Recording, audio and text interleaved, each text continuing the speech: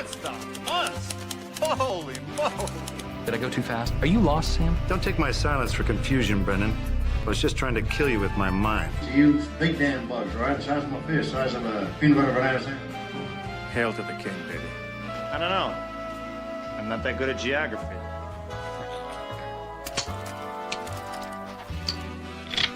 Swallow this. Call me a sport. I'd call you a heel. So I'm a heel. So what of it? Can I help you? Yeah, I'm gonna see the show. Oh, I'm sorry, sir. No one will be seated after the doors are closed.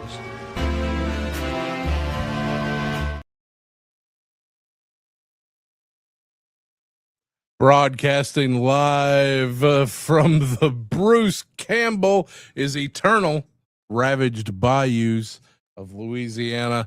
Thank you to Miss Rowdy Riles for that unexpected treat. I had no idea that that was happening. So I am more than pleased that man, I love me some Bruce Campbell. Man, remember everybody? Hey, what's going on? Hey, Stack. We got a good crowd in here tonight. Everybody must have heard I got a box to open.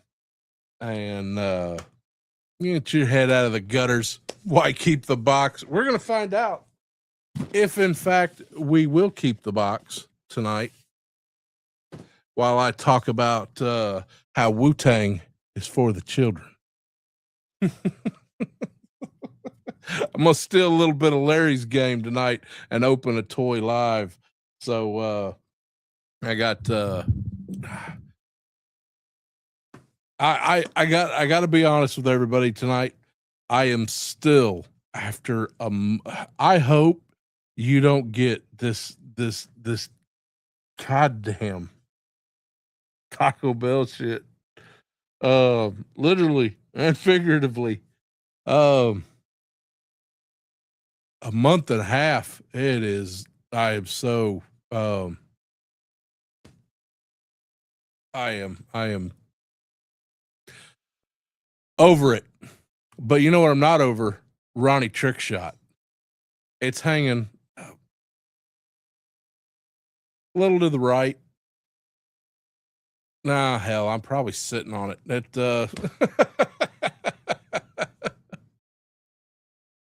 You need to diversify your bonds.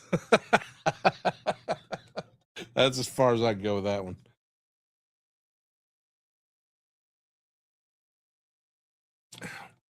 ODB in the house. Oh, baby, I like it raw. Oh, baby, I like it raw. Man, the fact that somebody has not leaked that that one-off Wu-Tang record by now just absolutely infuriates me. But I got that nice new 1974 dual 1225 turntable. And I am looking to up my Wu-Tang vinyl game. Super K. You know what? We are the nerd folk. All nerd and geek folk are welcome. Not all of them. Some of them. We're going to talk about some of them tonight. That nomenclature, nuance, and just the logistics of things fascinate me.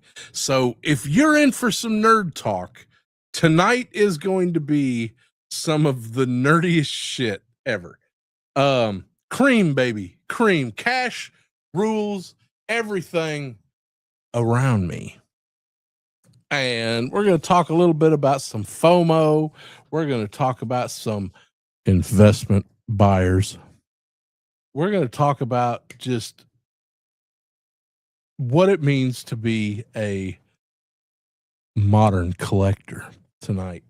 And because this is just something that just, and I'm going to, of course, as always, I'm going to talk a little bit about, some of the stuff that um the chatters, my chatters, little chatty Cathys want to talk about tonight too. So we'll get into some of that, and we do have a mystery box down there to open. I've been promoted. I have a producer in house tonight, so we're seeing how that's going. It's going so pretty well so far. So anybody who has listened to me, we're getting straight into it tonight. No waiting for the 30-minute mark. We're going right into it. Unless I've missed anything. Did anything happen this last week? Did I upset any little titty babies on anybody else's show? I would make sure, that if anybody that now is the time for your airing of grievances, if you need to, before I get started into tonight's show. And by the way, next week I got into a discussion.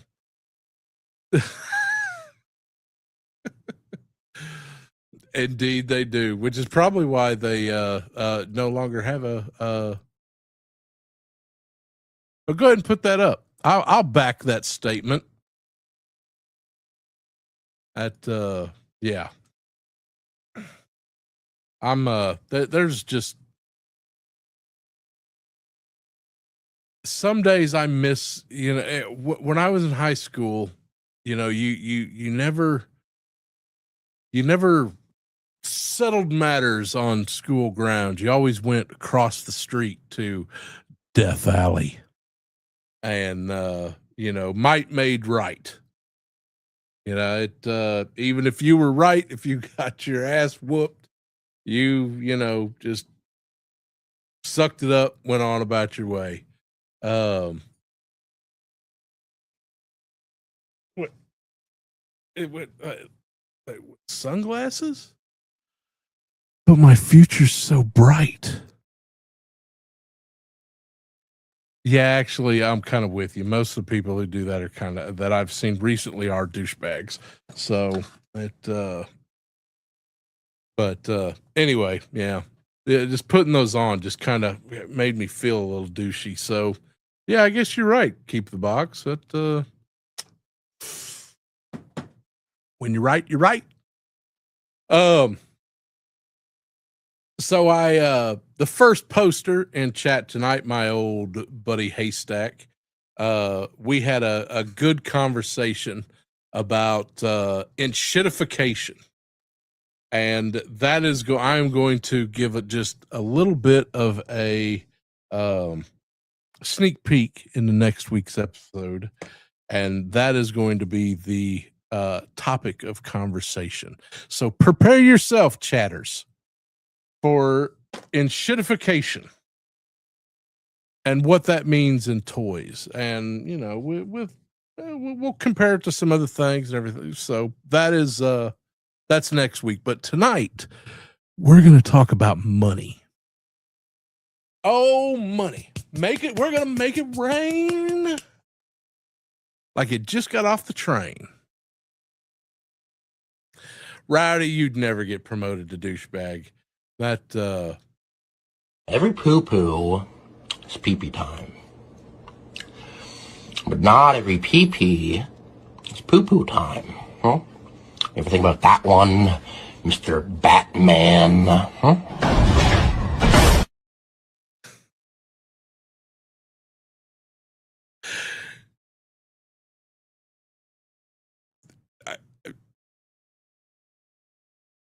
Okay. All right. Consider yourself promoted. Anyway, before I was so rudely interrupted,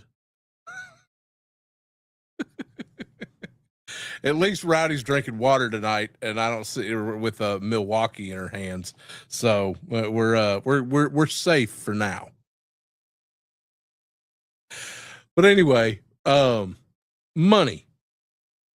Whether you got it, whether you don't, we're going to talk about what that means with toys. Toys. Yeah, tonight's a toy show. We're going to talk about toys. And what better way to talk about toys than open up a box?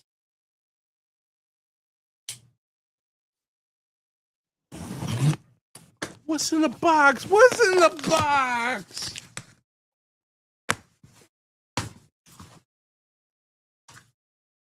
I really started. Oh, look, it's got a number on it.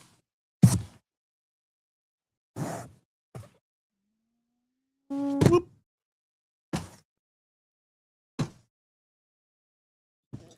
Speaking of poo-poo, according to some,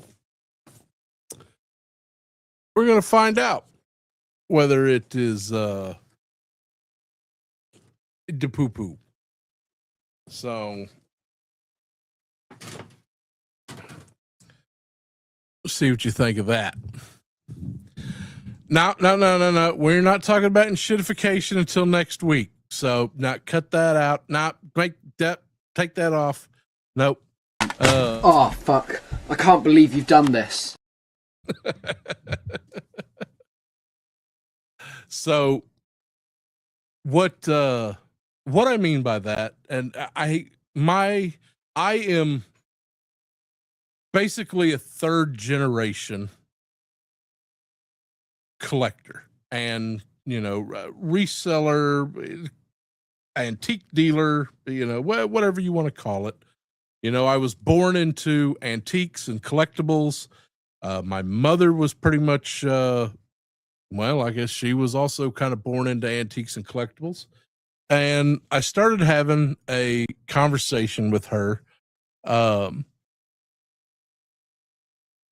just some of the shit that I notice with people I see collecting today. And I was like, just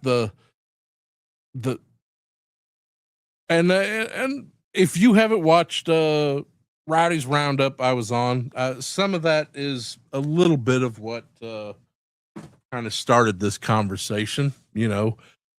People who will just defend one, collector, to the hilt, that they can do no wrong, while another one is a piece of shit. And Leah, glad to have you. Now the show can really start. So, and just how some collections are you're only viable to have a statement in the collector world if you have certain things from a certain period, from a certain maker, and a certain amount of that collection. And I was just like,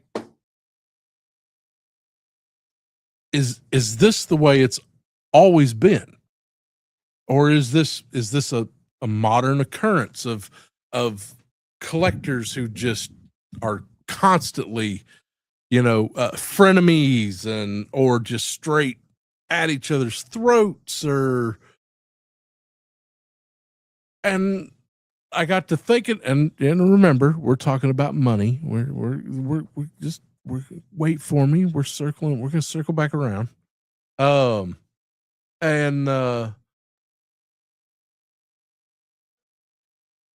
And we were, we really just started talking about like some of because she has a large collection of number of things. And I can show you a piece of glass the size of this right here that is probably $4,000.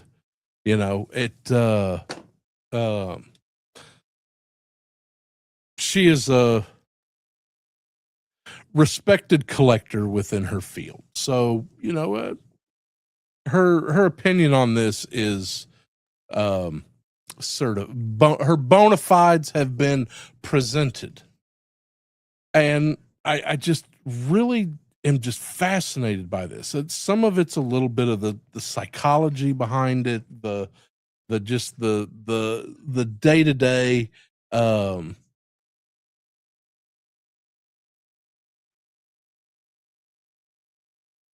Why us idiots act the way we do.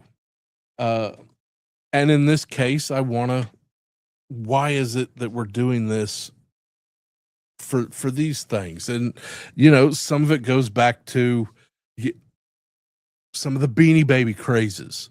I was reminded of, there was a divorce where some judge made people separate, but anyway, that's more of a next week thing. But I was asking her, like, what are some of the battles that you specifically witnessed collectors 40, 50 years ago going through? And some of the stories that she told me were just verbatim the exact same shit that we see today right here on YouTube. And it just talking about like, and nobody wants to hear about little glass plates in this group, I'm sure, but it is something that my family was very respected. Their opinion mattered, and the thing about the thing about, they're relevant. The thing about them is, as my mother pointed out, is you can almost every little cup plate. And hold on one second, I'll show you exactly what I'm talking about.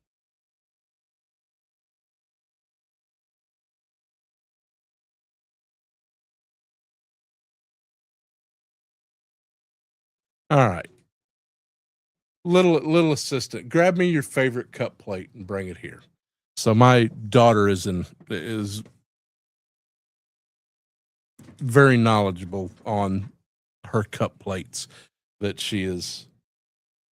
Careful with that drawer. Just yeah, there's things happening behind the scene that are making me nervous.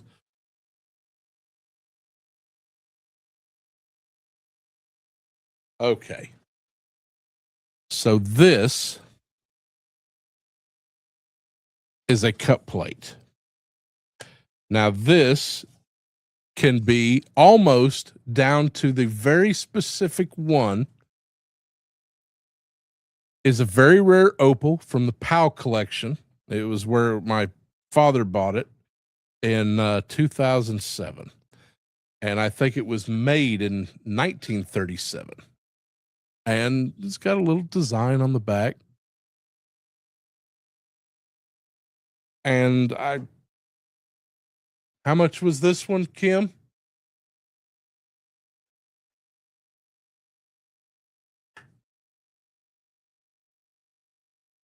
It doesn't say the cost.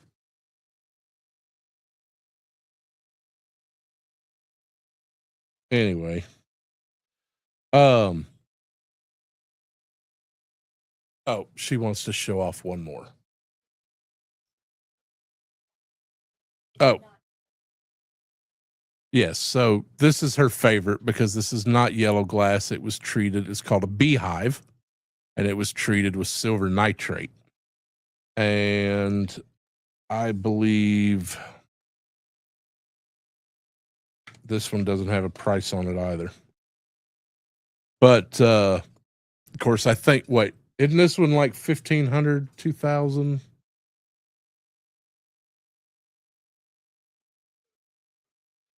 At least 800. So, all right, take it away because glass makes me nervous as fuck. So, can I eat mayonnaise out of it? Only if I get to 200 subs. So make sure you hit that subscription and that like button, or else I'm sending Rowdy personally to your house to collect all your Hellmans. These objects can be traced back to where they were made, who made them, what day they were probably made on, where the molds exist. You know, every detail about those little glass plates can be have been done. All the knowledge of those objects, you're not going to get new knowledge. That's it. They know everything. Well, modern stuff is pretty similar. You're not going to get new knowledge. Every classified has a little number hidden in it that shows what day it was made, who made it, what factory line. You're not getting much new knowledge.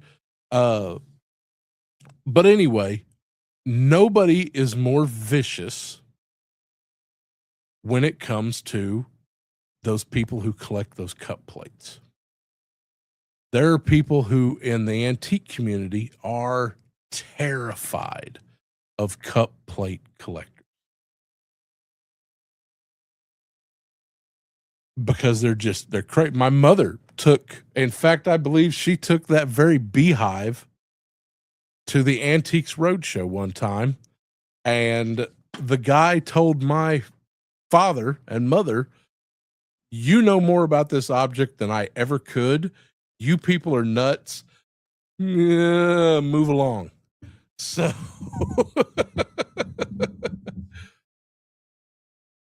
but anyway, the trick is, you know, this is where it starts getting into the cream and money.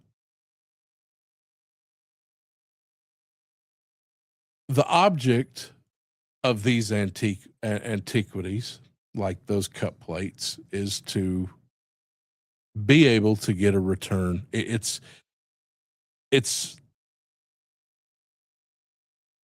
a poor man's way of buying gold and silver. You want to be able to buy it low, preferably from somebody, you know, uneducated, doesn't know what they have, so you can get it cheap and be able to resell it high. And I've been noticing this more and more, and I got to thinking about how is this the same as modern toy collecting? And of course, and I want to go on the record as stating right now, you know, out the gate, this does not apply to all collectors. There are those collectors out there, such as myself and, you know, a few others, and probably the majority, really, of the regulars, the plebes out there who just collect because they see something that reminds them of a little bit of nostalgia, or they are really fascinated with this, like, you know, Chaos and her kaijus. You know, it's not about whether or not it's worth anything. It's they really like it. Rowdy and her, you know, Marvel Legends, you know, for her Marvel Legend, I don't want to speak for her, but to paraphrase a little bit, you know, she has a lot of great memories for Marvel characters, and she likes those. So nobody said anything wrong with Marvel Legends. And that's great, but that is not what I'm talking about tonight. Tonight, what I'm talking about are those who have collections because it's a way for them to, I don't know how to say this right. I still have been I've been thinking about it for a week, and I still haven't thought of a way to say it right. It's to be a pompous asshole. Is that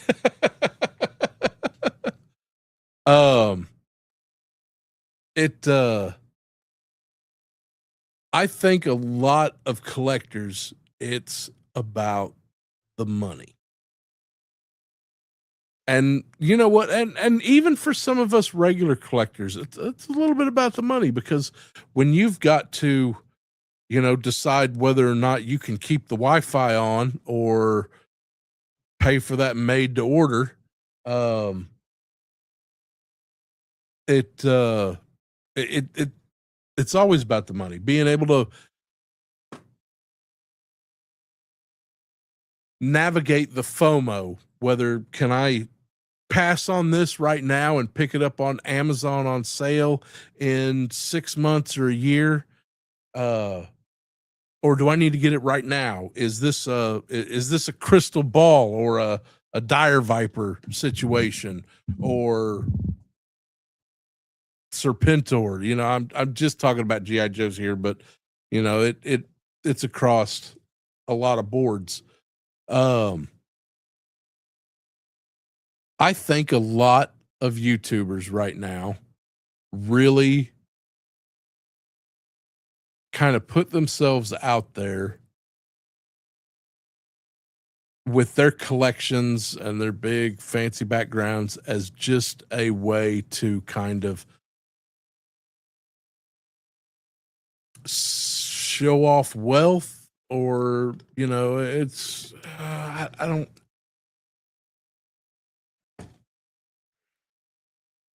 don't know. I'm this is where I'm kind of at. I see a lot of small time YouTubers doing a few reviews, and you never see any of their collection. They're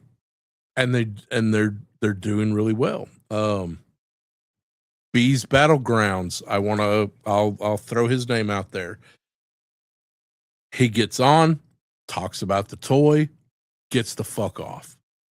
You don't see, some big fancy background behind him or a lot of toys. It's one reason why I haven't really been, although that's about to change. I don't really show off a lot of my collection except just whatever junk is behind me, which is my normal desk. This is not my setup.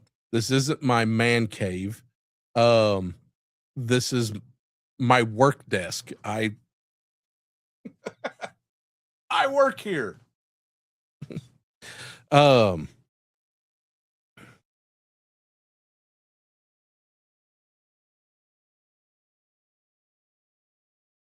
They feel called out. I'm always calling you out, Kaiju, because if I don't, nobody will. And somebody's got to keep you on your toes. Always watching. Always watching. Now, listen, there's nothing wrong with showing off a good collection. I've seen some beautiful ones. I've seen some YouTubers who have some beautiful collections. And I'm not trying to say that if you've got a big fancy collection behind you when you're talking, or talking head or anything like that, that you're somebody that I'm talking about. And some of what I'm talking about isn't always to the negative side. I don't want anybody to take it for that. Sometimes this is the way somebody is. You can usually spot them because their collection looks like it looks decorated, like the shit that it right behind them. It looks like somebody from Pier 1 Imports decorated those are kind of the ones. Those are I don't have any way to prove any of this, but they just feel like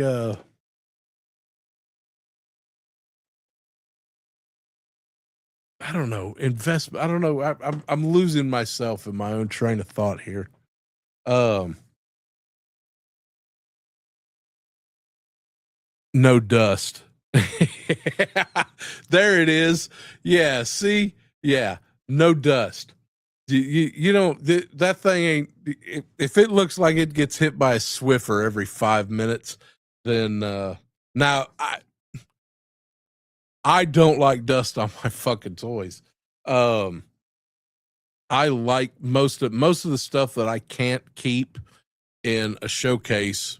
I still have boxed up, and I hate it being in a box. And again, I'm not pointing any of this stuff out to call out somebody or point out some kind of negative behavior or anything like that. This is all just observation. The only time I feel it gets negative is when you've got somebody who, because they feel like they own a toy, you know, like, I own this. This is mine. And because I own this, I own the history behind it, and I can tell you all about it. And if you don't agree with everything I say, you're wrong. And I got to think, this is to get back around to the toys and money. I got to thinking about why it's so difficult to communicate with some people like this. And it's always about the money. It's always money, cream, baby. Cash rules everything around me. It always comes back. You know, you don't, like, why you can't convince certain people that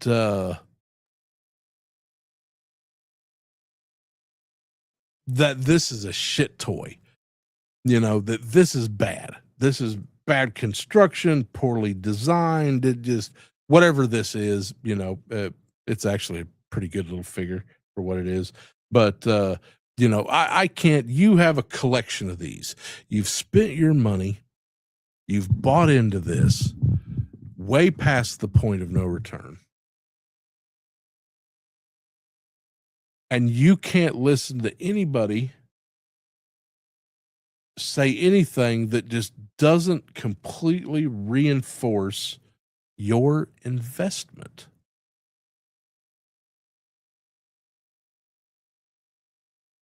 And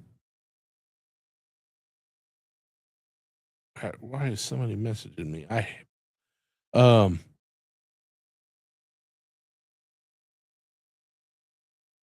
had a conversation the other day, and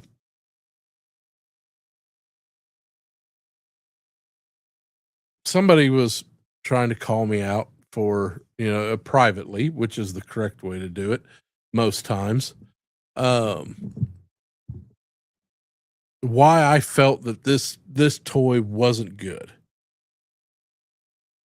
And I was like, well, I don't know that it's, you know, it wasn't. He was like, I've bought every figure in this line. I'm not a fool. And that's when it kind of clicked for me what he was saying. He was basically saying that and I hope you're watching right now, because before you blocked me. So I'm sure hate watchers, welcome. It just kind of,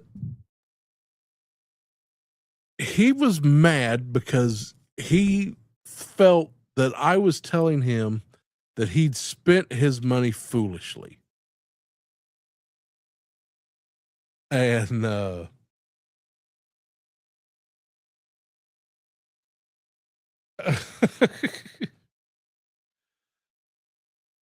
and that's what I think a lot of these people, you know, like, some reviewers get a lot of hate because they'll talk about something and they'll just be like, you know, that's they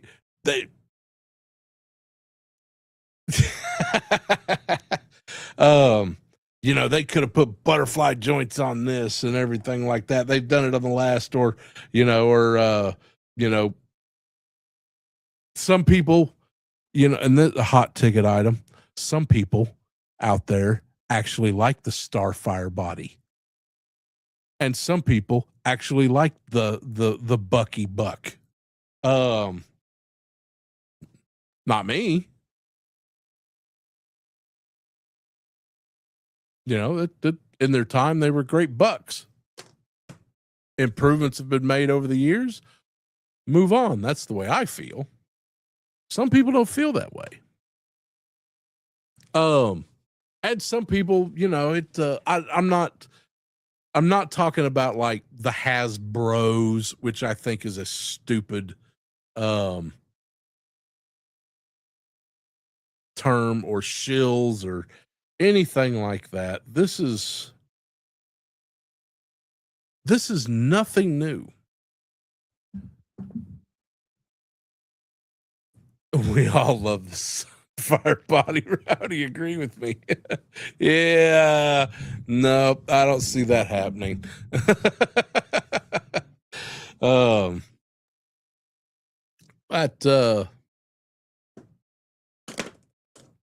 so that's kind of where I'm at on all this. It's I don't want to call out, like, I have very little time for scalpers or investment buyers.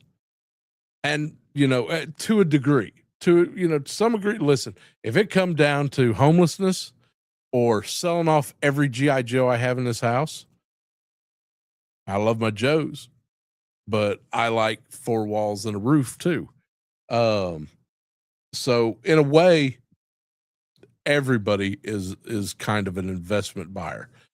But the level that I'm talking about is, you know, those who were like trying to, I'm a Blockies man. Hey, listen, Blockies, they keep impressing. You won't hear me knock Blockies. I've yet to get a bad one. Every one I've ever gotten has been fun. And that's really what all this should be about. But some of the drama and the fucking hate is I kind of thought it was new. I thought that it was something that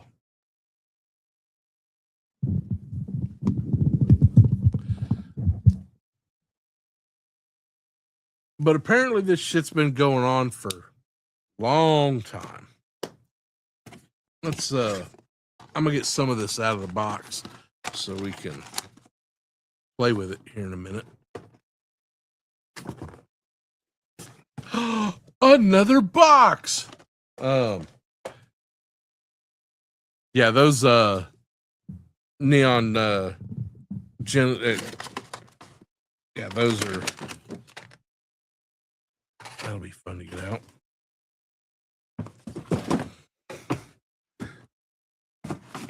Hold on one second.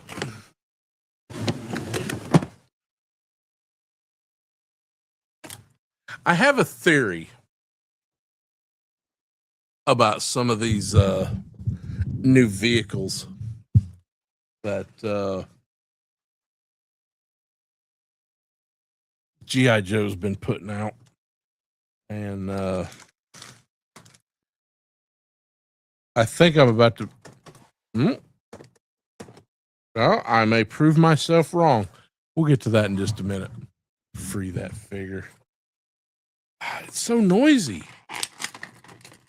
All right. I'll get the noise out of the way. Why would Despero, that's a good name.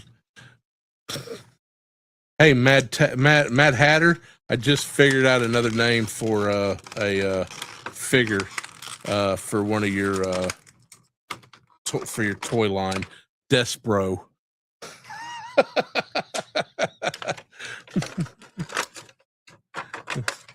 Send me my 15%. So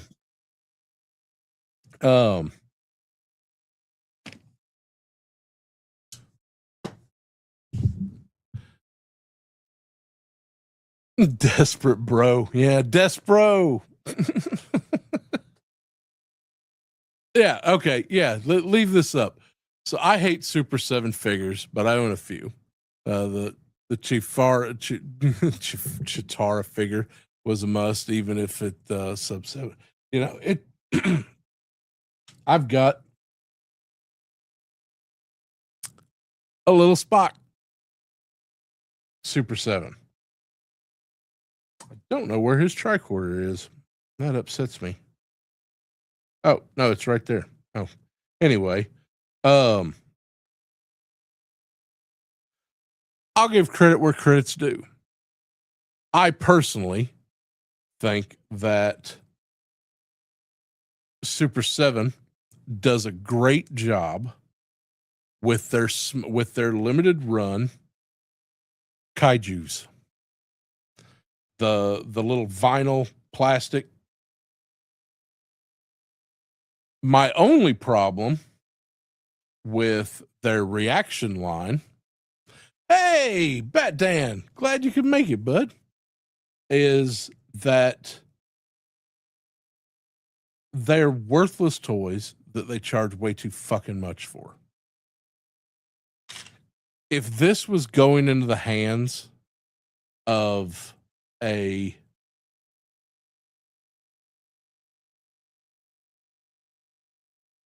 small kid to play with at a $7 to $10 price, you know, I would support these all day long. So again, comes down to the money. It's too much for what it is. And they've proven time and time again that they're not interested in being a kids market. That they're there for adult collector. No, I have Dan, I have a producer who is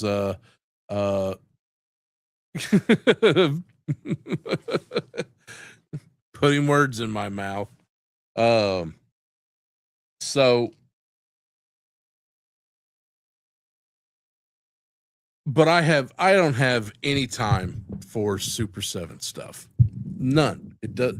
And I know that there are some people out there that they can't wait. They are eagerly anticipating the next moment to where they are going to get a breeze of a rumor of the next run of reaction figures, and they can't wait. They are chomping at the bit. They cannot wait for that.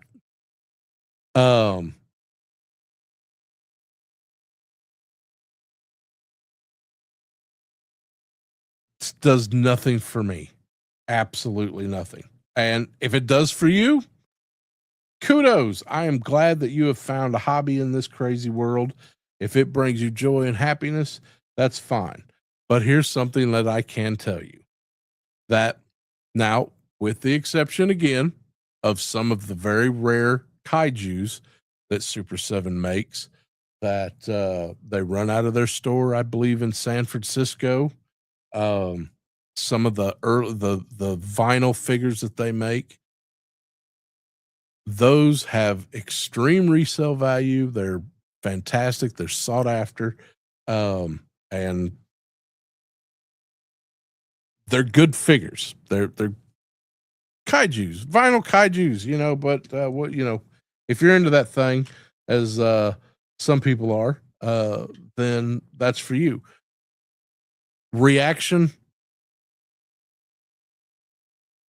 I have more faith in Beanie Babies.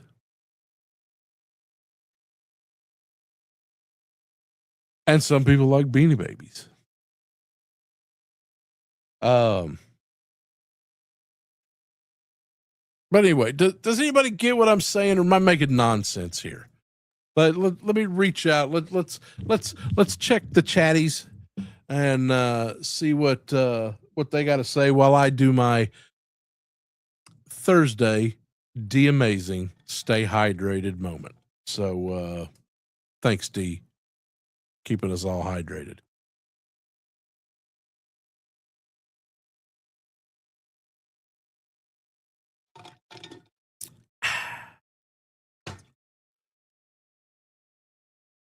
This isn't just about, this is less about what it is and more about how much you're willing to argue with somebody else over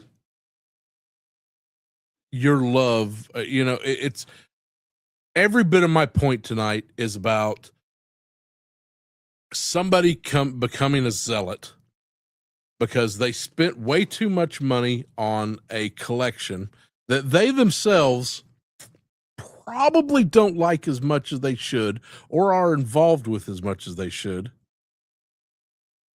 And they've just because they've spent too much. They're a zealot because they've invested too much. I don't. Lovely assistant, are you within listening distance? Shit. Okay, I was gonna say that I don't want to tell my wife how much I've spent on GI Joes, but she glares at me.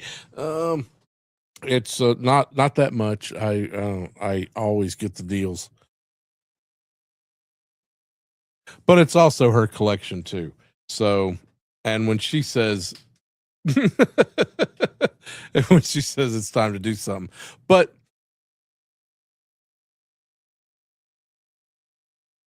it comes down to, I know about GI Joes. I know backstories, both the Sunbow, Deke. I reading some of Dan Killingsworth's books, talking with other collectors.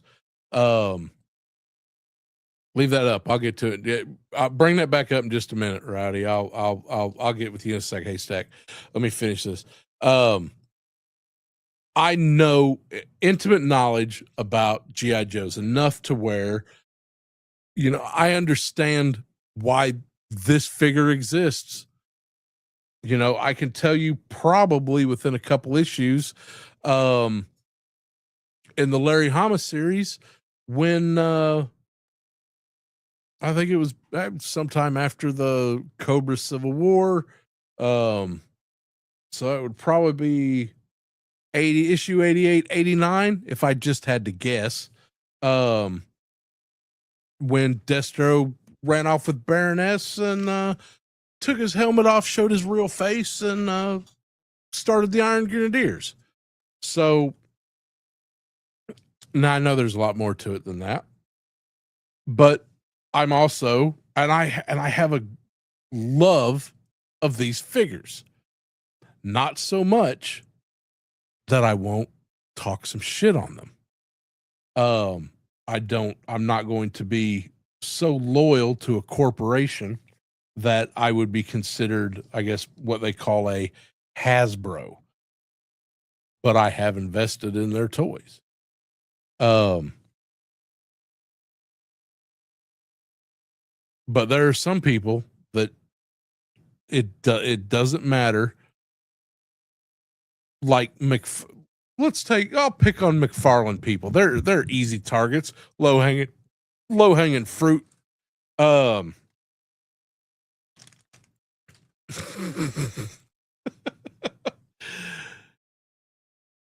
When McFarlane announced that he was ending the DC line, and you had people who were just struggling to fill in all the holes, and then some people who were struggling to empty out their shelves.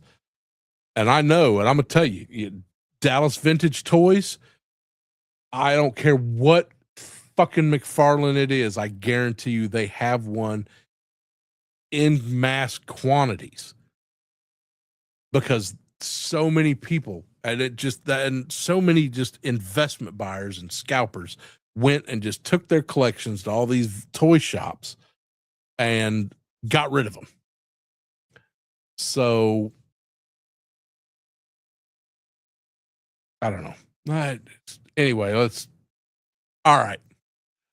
I don't do toys, but I do big toys. And let me tell you, I have personally witnessed them. They are very big. And usually have either half tracks or 6 tires on them. And I see it a lot where you have the same toy, except he has new headlights and spent way too much on, and yours is shit because he doesn't own it. Yeah, I mean, but the point is, hey, Stack, is can I tell people what you collect? Hey, Stack, can I share that with the world?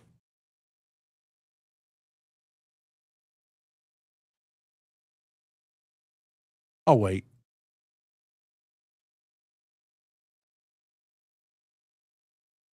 Okay.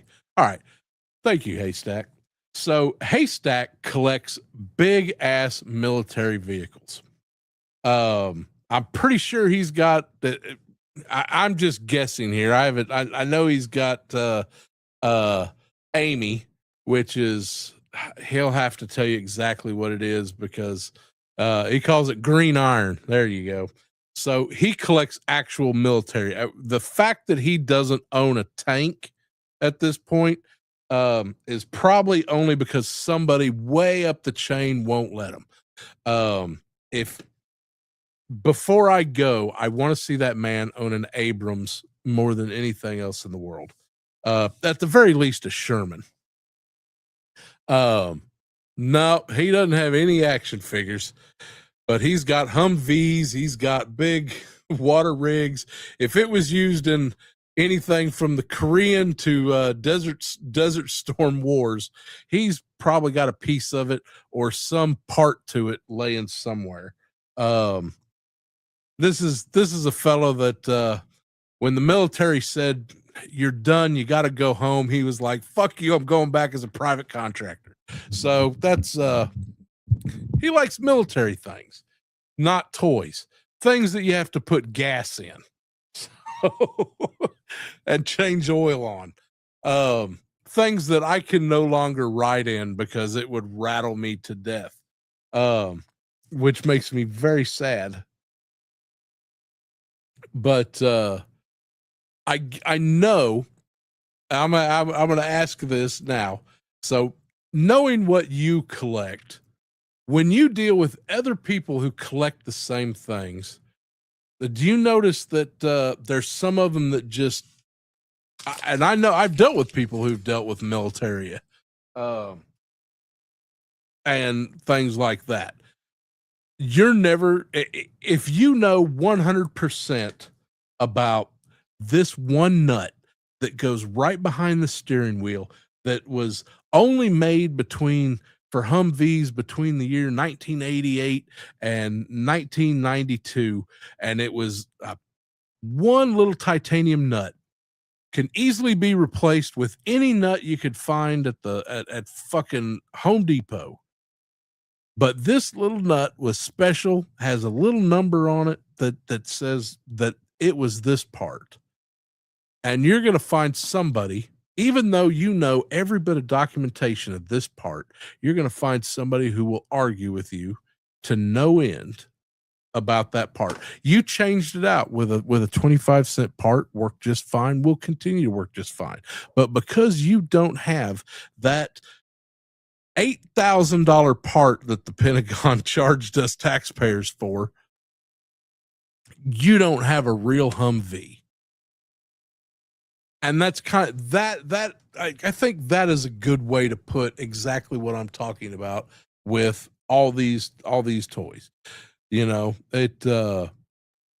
purists. Yes, the purist. You must remain pure, for else how will the holy plastic spirit descend down upon you and sprinkle you with all his joy?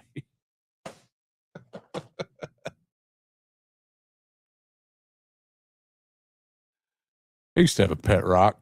And it came in a little box. It was one of the original ones from back in the day. Oh, Star Wars. Listen, 501st. That, you know what? There's that I can, that's a little bit of.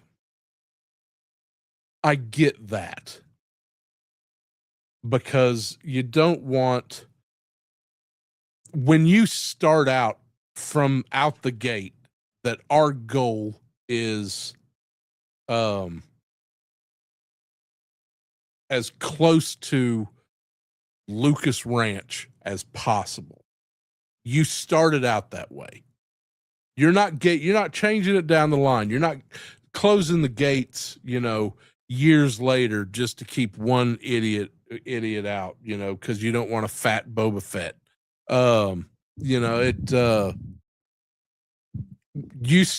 They started out that way. So 501st, I can kind of, I know some people, that I don't know enough to comment on that, but every 501st I've ever met has been really good people. So, there's a lot of people, I think they just enjoy it, building it more than anything like that, but they want accuracy. So that, I don't know, but I've been noticing, trends like this more and more in the toy tuber world. And so again, it comes back to, I'm talking to my mom, and because I am a good mama's boy, and I talk to my mom as often as I can, probably more than she's probably ready for me to just shut the fuck up. But, as a fellow collector, I really wanted to know what kind of her thoughts on this was. And I found it really interesting that none of this is new. None of it. None of it. She was dealing with this exact same shit 50 years ago. She was dealing with this shit last week. So, so it carries on. So it must just be a collector's thing. Y'all want to see what's in the box? We can keep talking. Let's move over to the box. Hi. So look, we got another Destro. Iron Grenadiers. Oh, you guys want to see the box?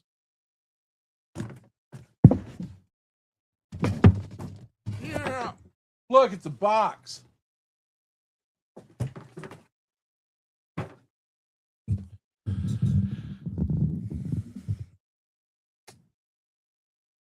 I remember this was the Gibsons. Why he, again, let me zoom down here a little bit. Why he comes with a revolver when you're the man who runs Mars Industries and creates all these fancy weapons, and you've got an old Army Navy Colt.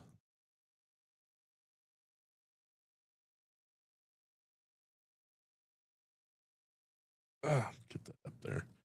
Not hard to see him. There's a lot of people been complaining about this set, and I want to kind of test a few things. Ooh, oh, that's fancy. That comes off.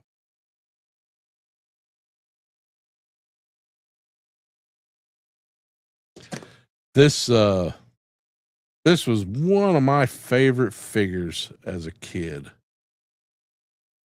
Destro and his despoiler. And I had a thought.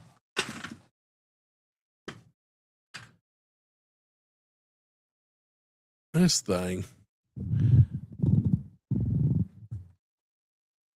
got a little bag here. Go ahead and got shit all over this.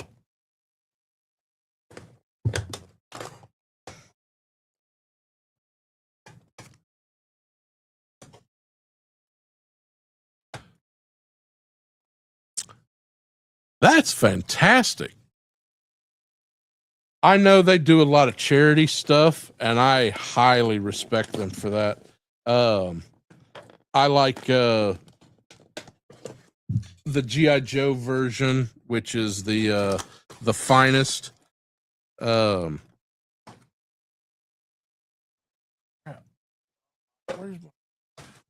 my slicer?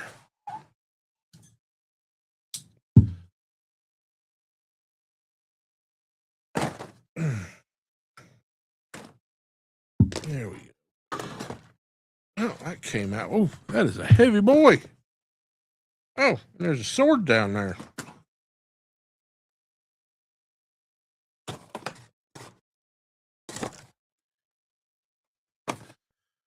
One second, everybody. Let me get all this out.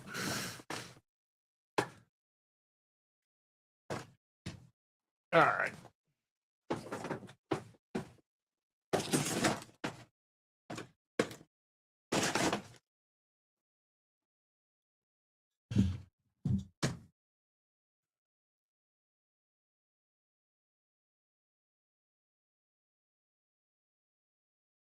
Well, that's not true. Well, nah, yes and no.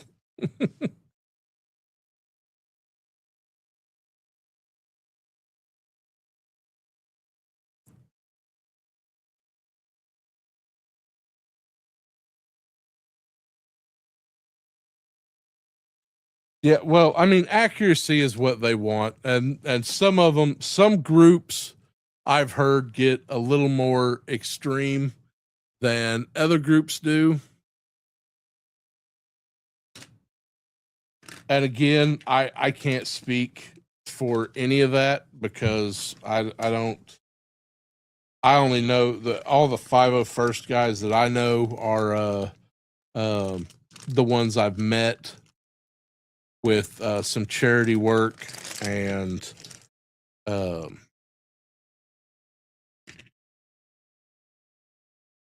oh, he's got a little sword. And they've all been wonderful and very, I hate that head. I'm going to put the other head. Comes with two heads.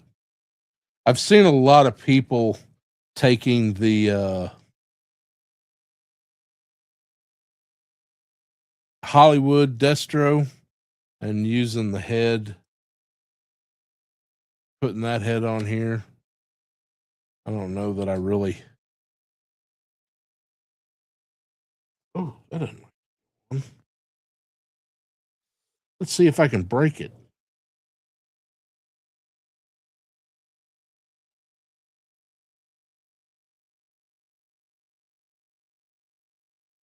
Damn thing don't want to go on at all.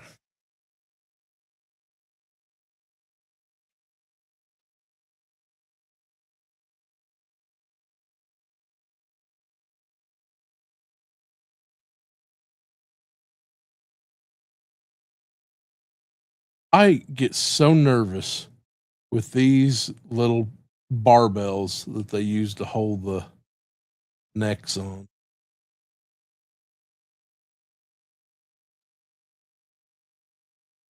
Mostly because they're so damn non-uniform. I wish they would just.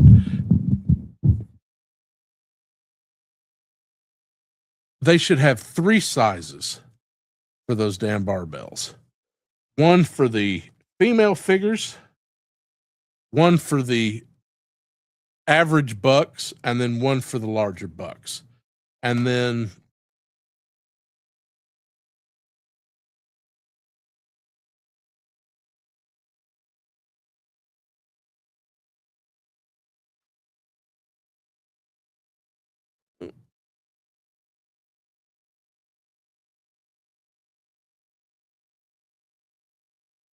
that is a cool figure.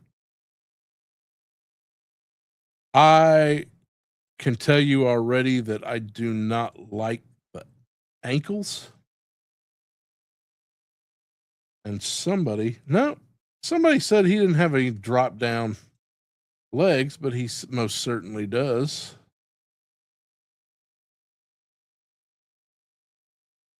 He sure can't look up. You got to get him behind that collar.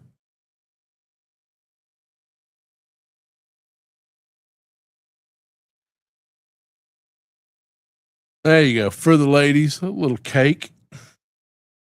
I do not like these new diapers that they use for these figures, but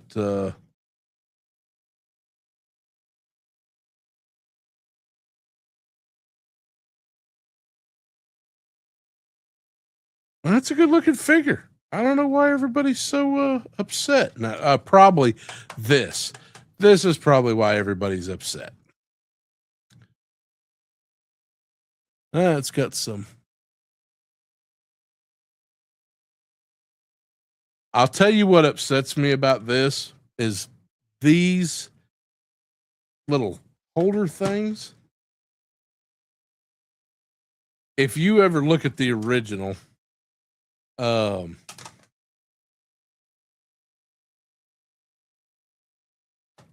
you'll see they changed that up. Let's see how hard this is. Oh, click. But I'll tell you my favorite thing about this, what really got me from day one, even back in the day, and they didn't change this. And that's this right here. Shut the fuck up. Now, I know that's a 57, whatever, and a U. So, you know. But to me, I have always read that as STFU. They had it on the original. They've got it on this one. Wow, this is a big boy. I was a little worried that this was going to be that same plastic that they used for the snake armor. And I'm worried that the triple T is going to be made with that. Well, look, Destro gets the Destro family sword, I guess.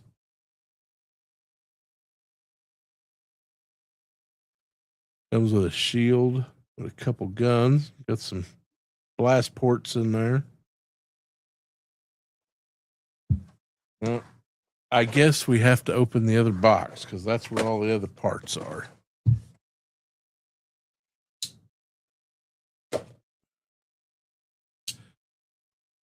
You bought the snake armor from Walgreens? Or are you talking about the original back in the day?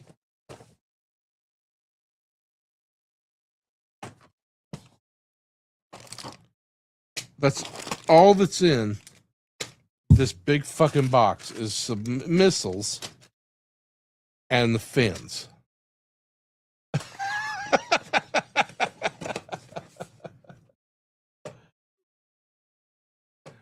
Fucking Hasbro.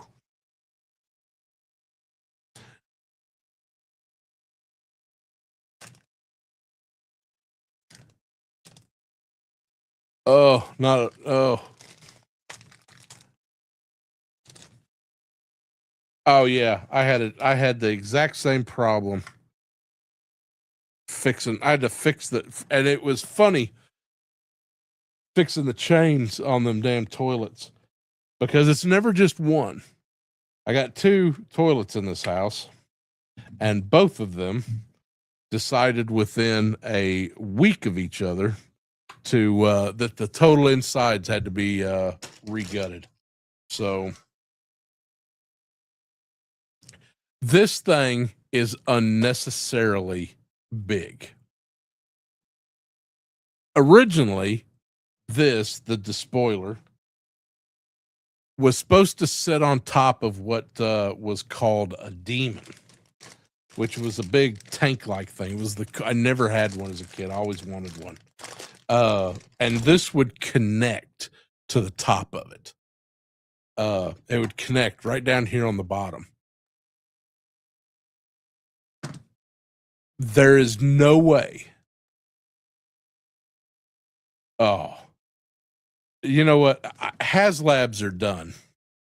I don't believe that we're getting any more HasLabs.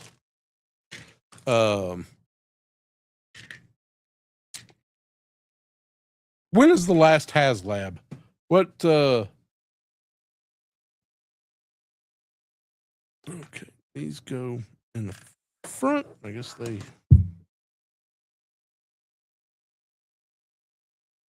I know for G.I. Joe, it was the Snowcat.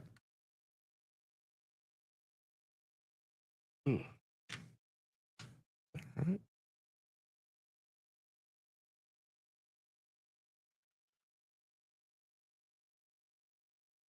My nails.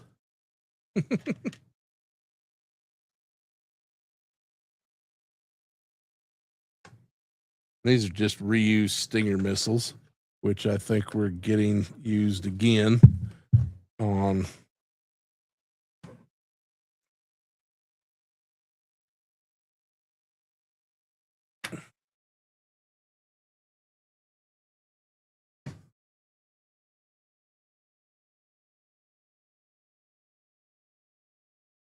I loved my snake armor as a kid. I had so much fun. These all just the same? Nope, all just the same. It was great because you could either put a figure in it and which pretty much bricked it, or you had this little rubber gummy bit that substituted for a figure and held the entire toy together. And so you didn't have to actually put one of your figures inside the snake armor. And I had a lot of fun with that. That is it. And I guess his sword has to come off for him to. I don't know. How does he fit here? Get a couple fingers in there.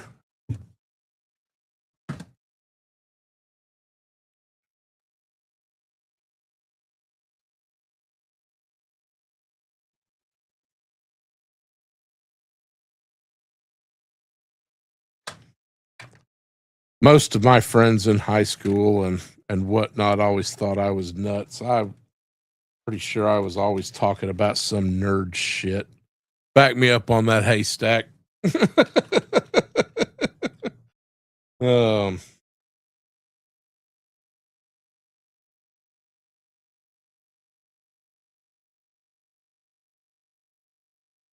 There was a brief pause there where I discovered boobs, and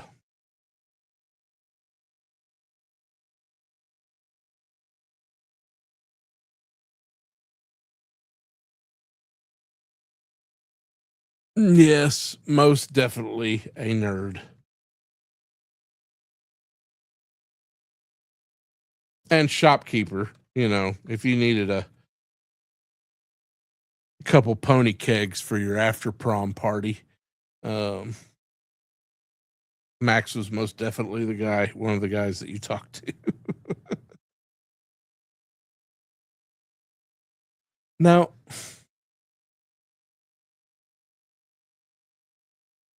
these are the stupidest.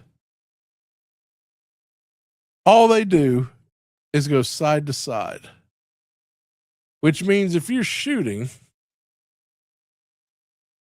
you have to navigate this thing.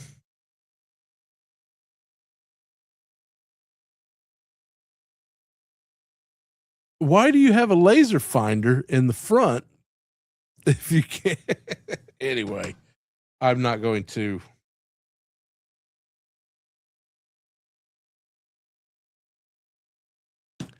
I've heard a lot of complaints about this thing. I haven't heard anybody happy with it. The only complaint that I have is that it is unnecessarily big. This thing did not have to be this damn big. If your shit is as big as my head and just holds one figure, it's too damn big.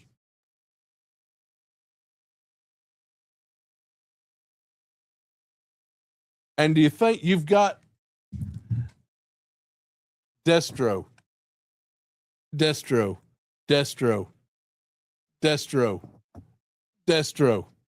Let's see. Is it on the fucking bottom?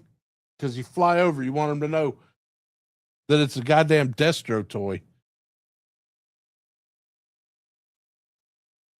They got Destro on that. They wanted you to know that that's Destro. The man knows the power of branding.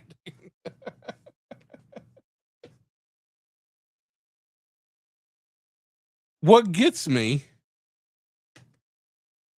is they missed an opportunity to put Mars Industries somewhere on this. But I gotta say, I mean, it's now, is this $110 toy? That's the question. Money. You got to follow that money. Is this $110? Now, it absolutely is $110 because that's what it cost.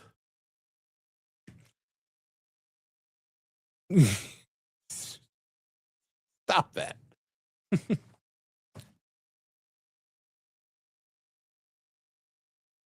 I honestly think, I mean, it's what it's sold for, so that's what it is. It's a $110 toy. But it's also probably why they still have not sold out of these. You know, any of the G.I. Joe vehicles, I always try to double up on. Yeah, now they can go even, they won't. They can go even lower on the vamp because they've got the mold and they could make almost every version. I mean, there's at least 6, I think, of they can make vamps from here until sundown. So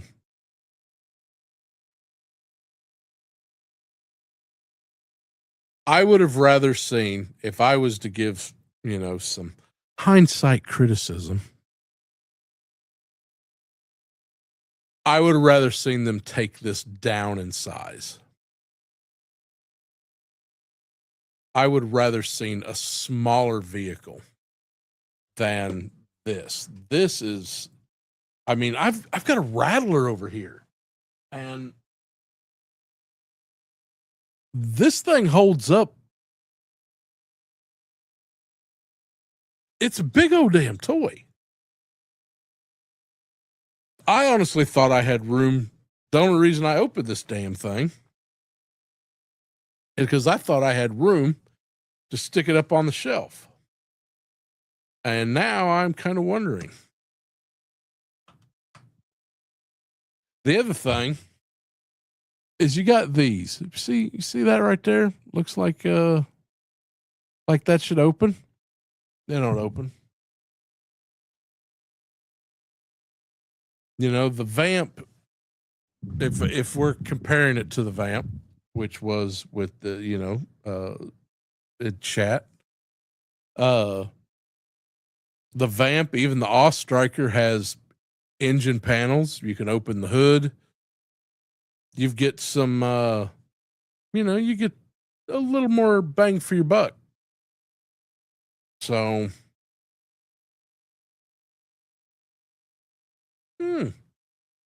again, I don't hate it. But I really want to like it more. Now the figure is fantastic.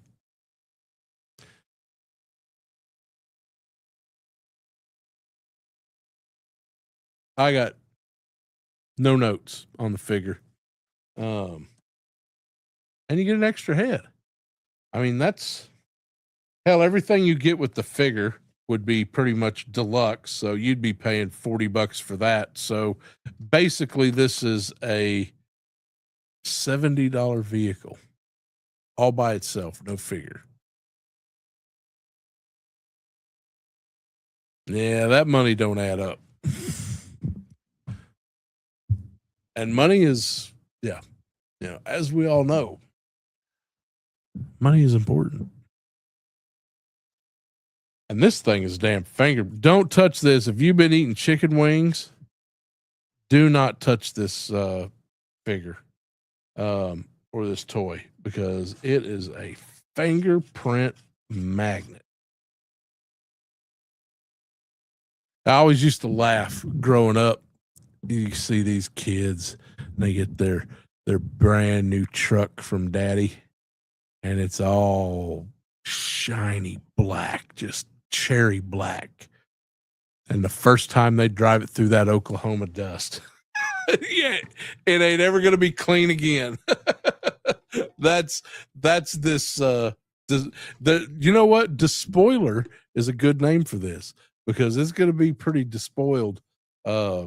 The first time it gets dust on it, this thing ain't ever gonna be clean again.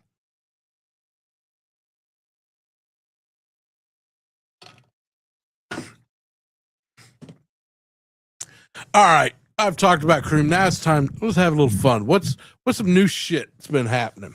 Did I miss anything?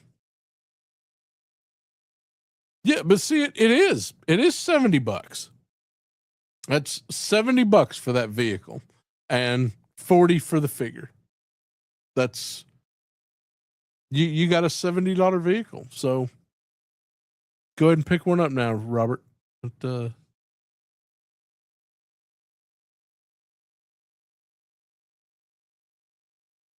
yeah, and I do agree. The vamps, they are the vamp's a good vehicle. And this is a good vehicle. It's not bad. It's just it's too big.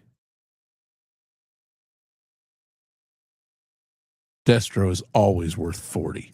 You take that back. Somebody give him 5 minutes in timeout. Think about his thoughts. No, I'm just kidding. Don't do that.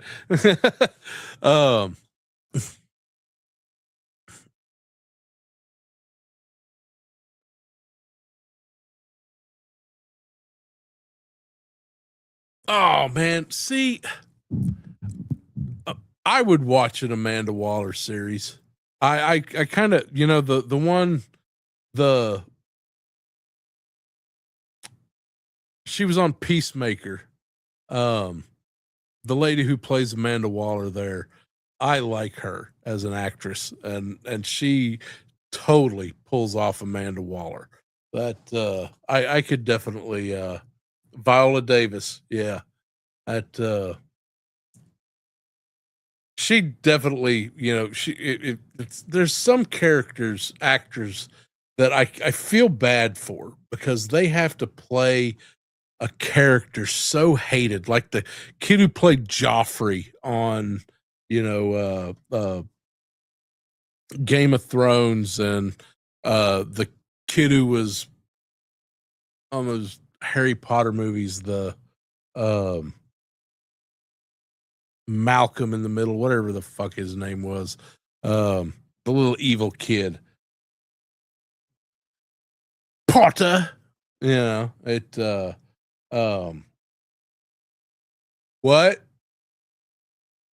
Yeah, Malfoy. Yeah, that's it.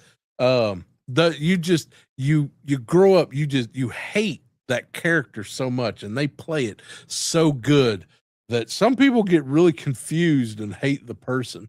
Viola Davis is that way.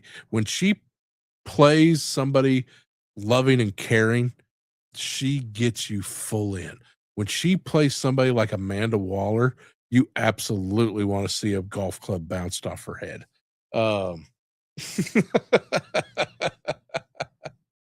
But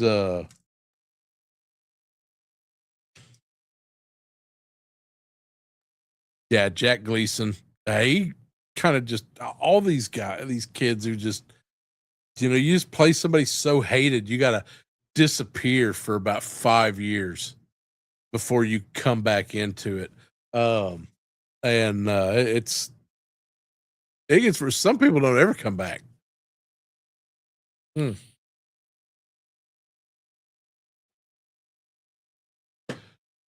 Well,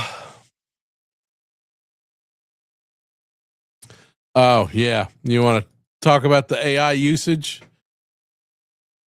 So they YouTube is changing, instead of me having to shoot for for 500 to get monetized and be able to make a little money doing this, at least enough to keep being able to do it, not just not try to make a living off of this, just something. And now they've changed it up. So, ladies and gentlemen, we've got till February to get them numbers up. No more rookie numbers. No more. I stopped by and hit that. Hit that dislike button. I'm fine. Like it, dislike it, hit something, push something, lick the devil's button. Just give it a lick. Who knows? You might like it. But do something. I spend 2 hours of my day coming and entertaining you plebes. I want something. I can't get in your wallets. By cracky, I need that like button. So like and subscribe, some interaction, comment. You know what? Comment after the video's done. That there's all kinds of little thing. Yeah. Slurp that like button. I don't know if I made my point tonight. I don't know if I made any point. I don't know if I just talked nonsense all night, and that's the only reason everybody shows up, just to see what kind of crazy shit Max tries to talk about every week. And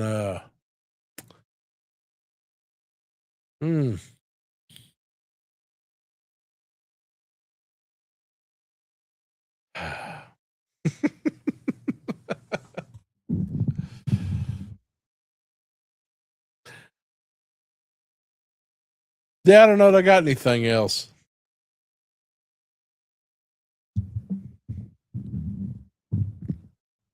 Who'd Ronnie Cox play? Why does that name sound familiar? Made a career out of playing an asshole. I'm trying to I know that name. Why is it?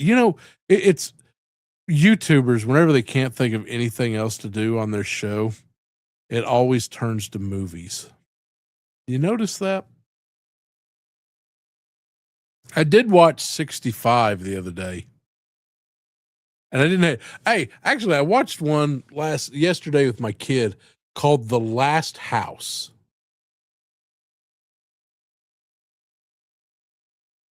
It was a family gets, like, a whole neighborhood it starts raining and they get locked in their house. They can't leave. And I can talk about Last Starfighter all day long. Aren't we supposed to be getting a Last Starfighter remake? We'll pin in that, come back to it. Anyway, I'll look up Ronnie Cox in a minute. So they get locked in their house, and there's some kind of Dagon Lovecraftian thing happening outside, but it takes a long time it's kind of like a few anime shows. It takes a long time to build up to it. And then when it does, it's over fast. That's the end of the movie. But I'm waiting for the end of Oak Street. It's got dinosaurs. I like dinosaurs. They go rawr.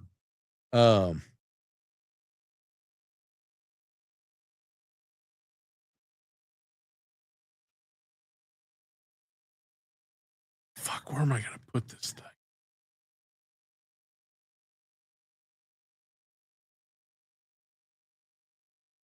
I could not conceive that this thing was this damn big.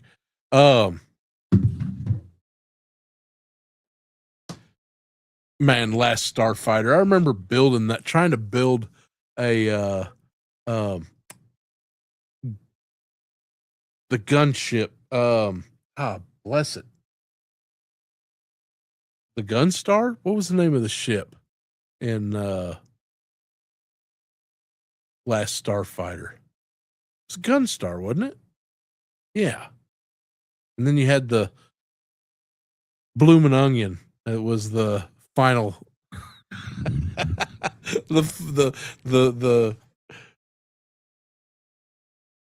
the Death Blossom. Yeah, that was it. I need to watch Last Starfighter. I don't think I've watched. Hey, have I watched Last Starfighter with you? Little assistant. Oh yeah. Yeah, I haven't watched Last Starfighter with the kid. We gotta remedy that. That's gotta happen. We've had a little bit of, aside from me being sick for a straight month and a week now. I have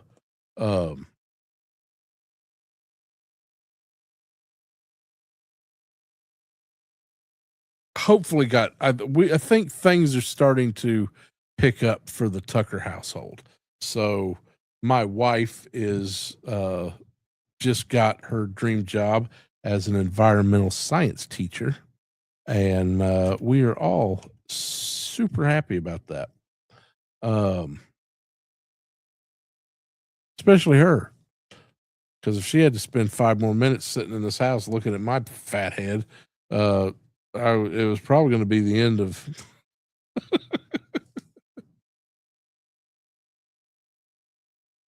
I read some of the comic books.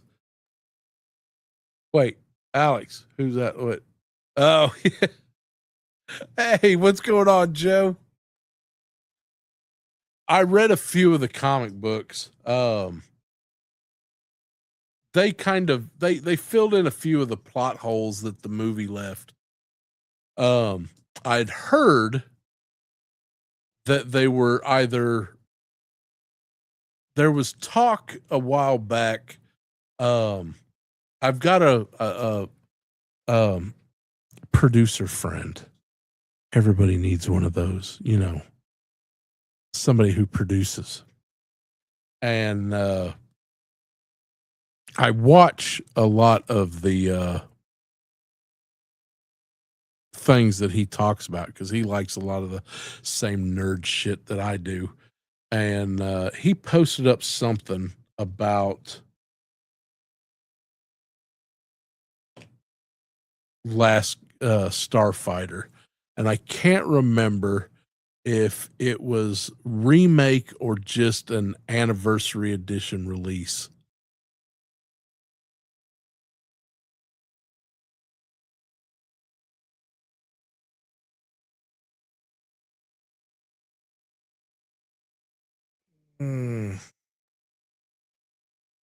Oh my God. Seriously, people. I don't know. I shouldn't look at my fucking messages.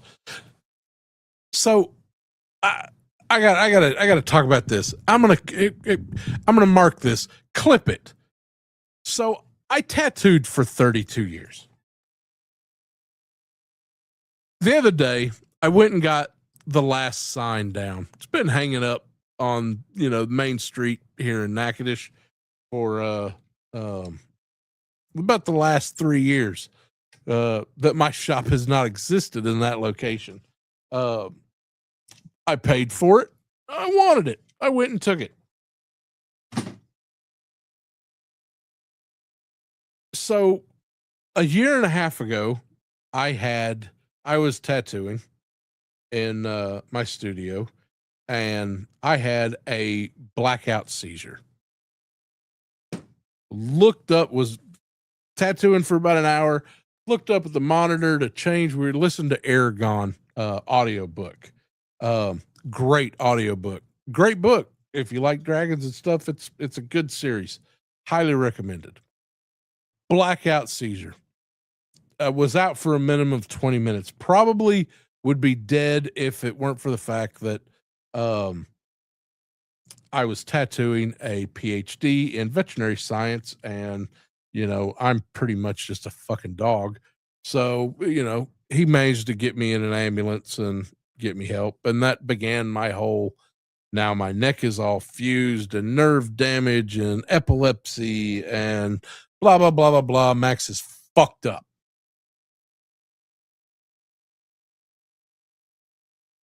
I've changed the name of I have a Facebook page with about 20,000 people on it. I wish I could get them over here to my YouTube channel.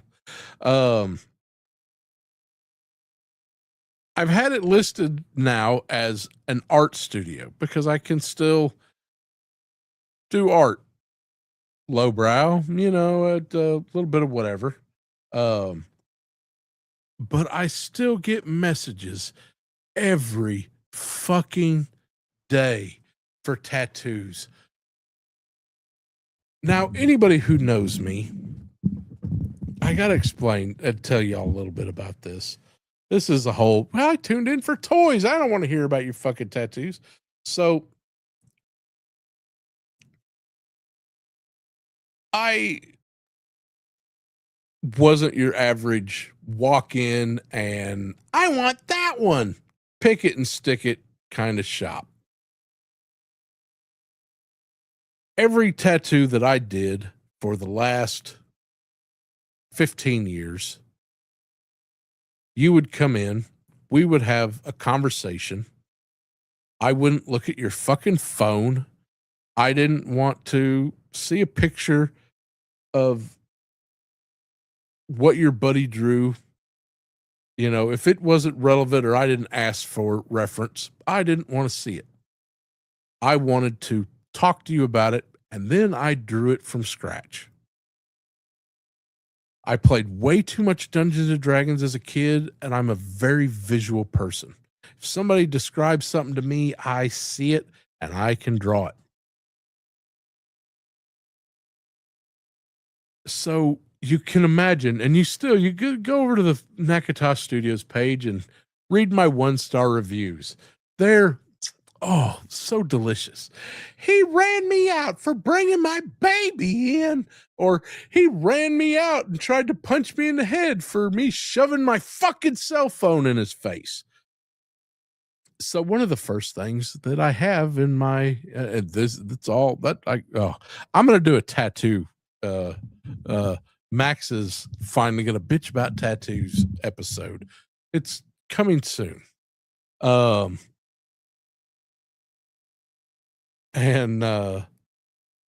So I still get messages, and occasionally it's not a big deal. It's somebody was like, it would be like, "Hey, are you not tattooing anymore?" I'm like, "No, here's where to go. I wish you the best. Here's, somebody I trust, go to them. They're good. They're in a shop, stable, clean, safe, and good at what they do. So go here." And most people don't give two shits. 90% don't give two shits. They're like, some fat guy in a fez tattooed me on some street. That's all I remember about, this thing. And they don't think about it. And that's fine. Tattoos are not always about who gave them to you.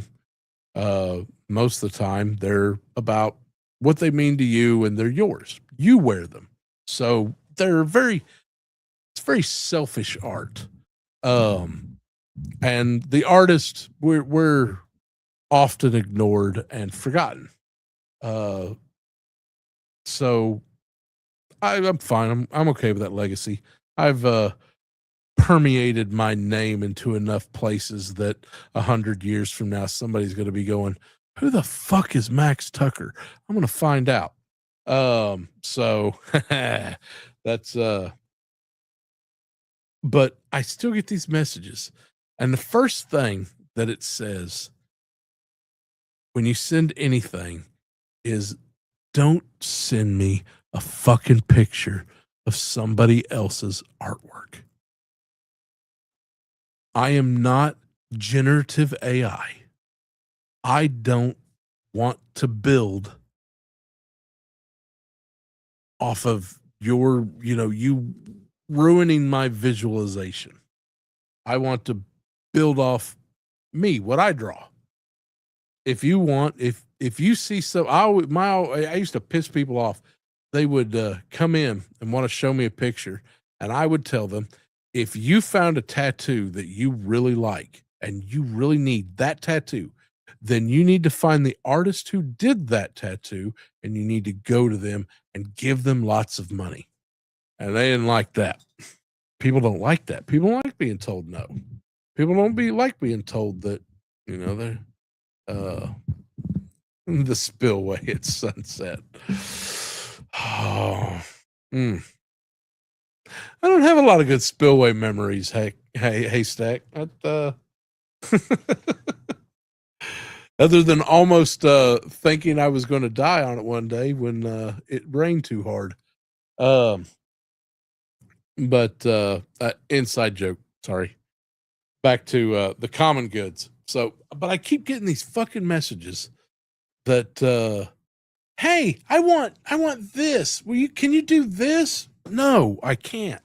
If I tattoo, I will fucking die. And if I have to tattoo something you found on Google within the first 5 images, I will just fucking go for it and unalive myself, because that is where I will fucking be mentally before I do stupid shit like that. Some people are like, Max, you're a little bit of an asshole. No, I've calmed down. I'm actually, this is gentle Max. This is loving and appreciative Max now. When I tattooed, I was, you know what? I was exactly what you wanted when you walked in the door.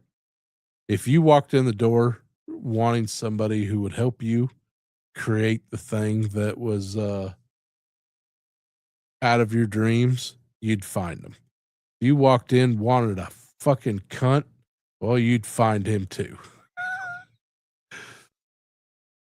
I need a city diner pancakes tat the night at pizza. You know what? I know some people out there close to where you're at.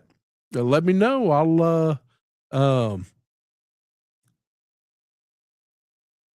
Yeah, I know.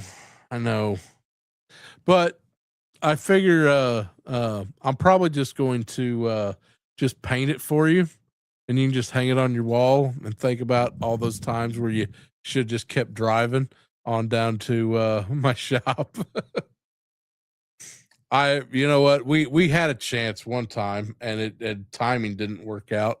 We're just two star-crossed lovers who just can't ever seem to meet. One day under the stars.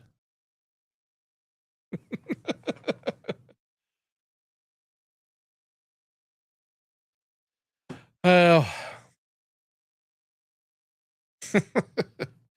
next week I've got a really good show, and it's all Haystack's fault. And we're definitely going to be talking about enshittification. And I don't think this is going to go exactly the way y'all think it's going to go. I got a little different twist on that, and I'm sure halfway through my point, I'm going to forget everything and make no sense for the next fucking hour. So, hey, that's what you tune in for, isn't it?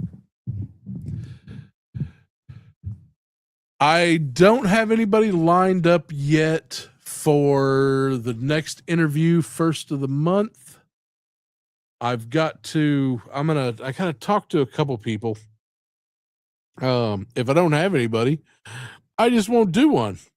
So, none of that's a problem. Everybody knows that I'm perfectly capable of talking about just me for 2 hours. I'm pretty good at that. It's not the destination, it's the journey. Oh man. It's how beat the fuck up you got along the way. I used to carry around for 4.5 years. I traveled around the world with at least 80 to 120 pound ruck on my back. And now I can't, I can barely pick up this big old fucking. And since I stopped taking, that's one of the effects of getting off this medication, which I'm most definitely still detoxing from. I get a little hint of it, the gabapentin that I talked about.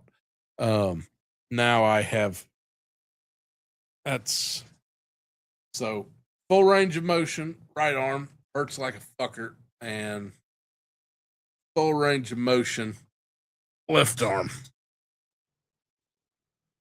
I can get a little bit up towards the front, but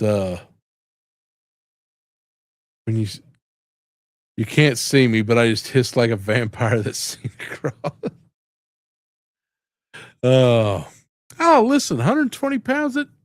Man, when I was a kid, it was nothing. I mean, 18 to 20, that was, God, I had some legs that would make Tina Turner blush.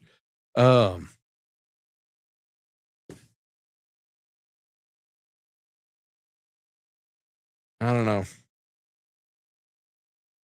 I don't miss it. I'd like to go camping again, but my days of lifting anything over five pounds is pretty much done.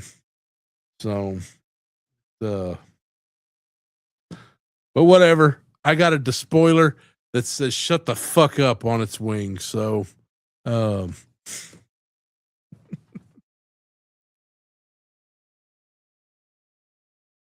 Clandestro.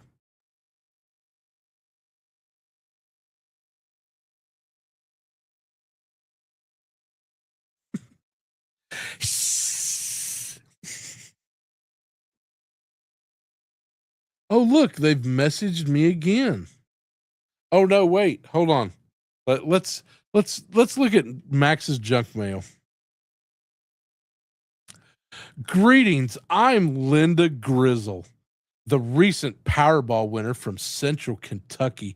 I won 167.3 million on April 25th from the Powerball lottery jackpot. Me and my son is helping 20 lucky selected citizens who need help with business, paying loans, healthcare, study, supporting family with $750,000 each with a brand new Ford F-250. Kindly text my management. God bless America.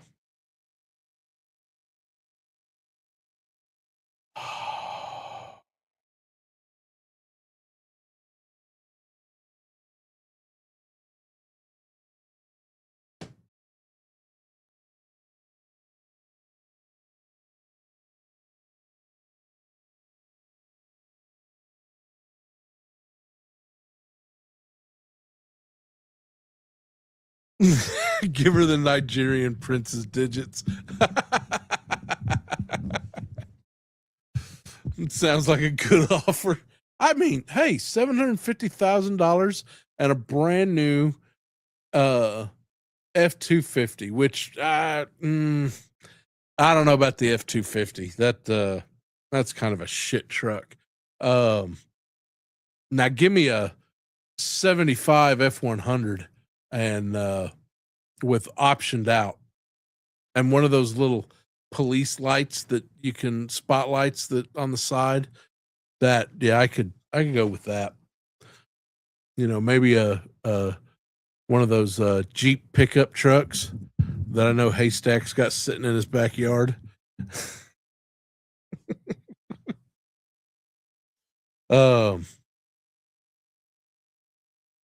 Wonder what the taxes would be on $750,000 gift. Yeah, J20. That's the way to go right there.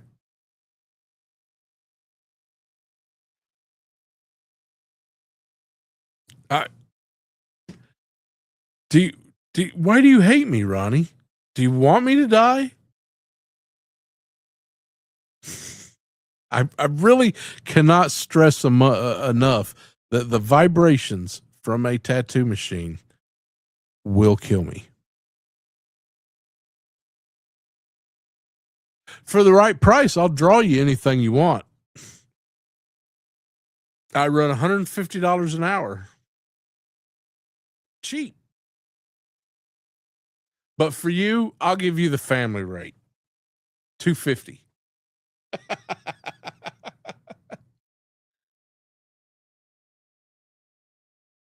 I'd go to Montana for those trucks.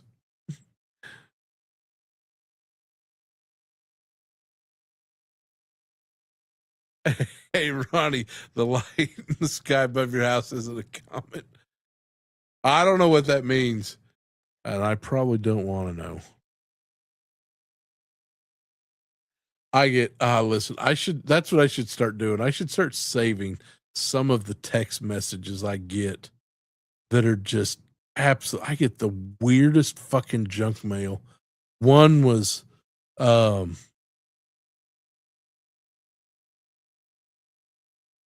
some woman trying to escape Belarus.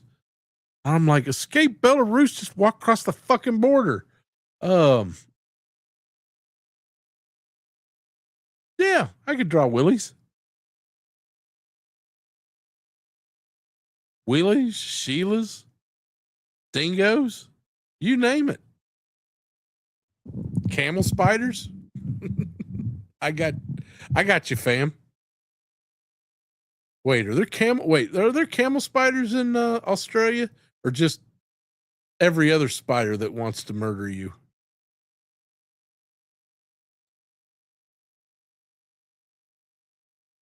I got you. All right. On that note, if we've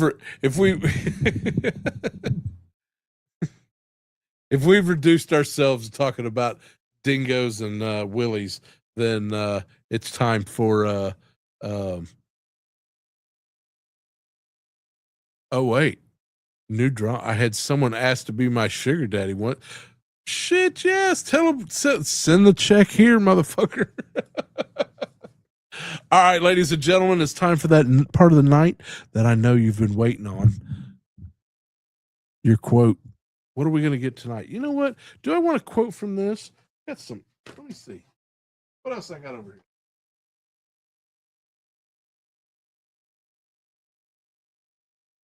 here? Yeah, we'll do that.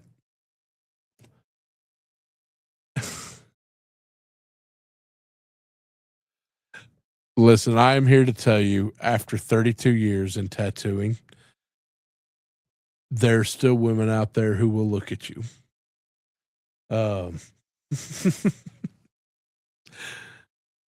right. That feels right. What do we got? Robert Ferguson, 1750 to 1774, Sunday. And what must trow some people chose to change faces, wheat their clo, and fain wad gar ilk neighbor tank. They thirst for goodness as for drink.